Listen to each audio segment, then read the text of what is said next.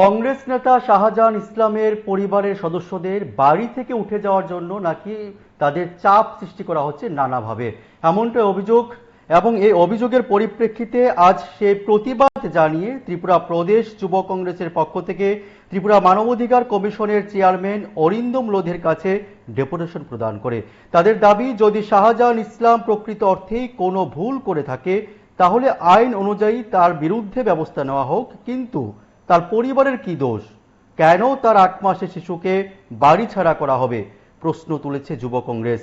আমি আবারও বলছি, কংগ্রেস নেতা শাহজাহান ইসলামের পরিবারকে বাড়ি থেকে উঠে যাওয়ার জন্য বিভিন্নভাবে চাপ সৃষ্টি করা হচ্ছে বলে অভিযোগ। তারই প্রতিবাদ জানিয়ে আজ ত্রিপুরা প্রদেশ যুব কংগ্রেস ত্রিপুরা মানবাধিকার কমিশনের চেয়ারম্যান অরিন্দম লোধের কাছে ডেপুটেশন প্রদান করে। গোটা বিষয়টি নিয়ে আজ এই সংবাদ মাধ্যমের মুখোমুখি হয়ে প্রদেশ যুব কংগ্রেস সভাপতি নীলকমল সাহা কি বলছে শুনুন।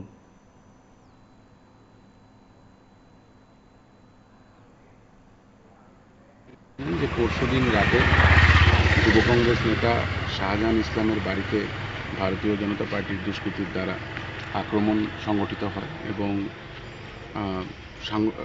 তাকে প্রাণে মেরে ফেলার হুমকিও দেওয়া হয়।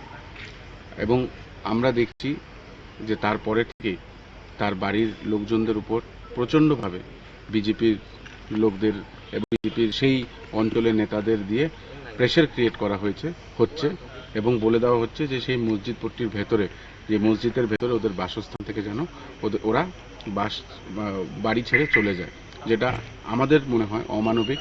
এবং আমরা কালকে এটাও দেখেছি যে শাহজাহান ইসলামের উপরে কেস হয়েছে, তাকে না পাওয়ায় তার বৃদ্ধ বাবাকে যে কোনোভাবেই সেই তাদের যে অভিযোগ যে সেই লাইভে সে কর্তৃকর কথা বলেছে, সেই লাইভে কোনোভাবেই সে যুক্ত ছিল না এবং তার বড় ভাই দুজনকেই তারা 14 দিনের পুলিশ রিমান্ডে রেখেছে, যেটা আমরা মনে করি অমানবিক। তাই জন্য আজকে আমরা হিউম্যান রাইটস কমিশন অফিসের চেয়ারম্যানের সঙ্গে দেখা করব এবং ভারতীয় জনতা পার্টি যে কন্টিনিউয়াসলি ওর বাড়িতে ওর শাহজাহান ইসলামের ওয়াইফ এবং তার একজন 8 মাসের একটা বাচ্চা আছে, তাদেরকে বলছে যে চলে যেতে। কোথায় যাবে তারা এই মোমেন্টে? ওদের তো কোনো বাড়ি ঘর নেই, তাহলে কি একটা বাচ্চাকে নিয়ে সে তার বউ রাস্তায় বসবে? এই নিয়ে আজকে আমরা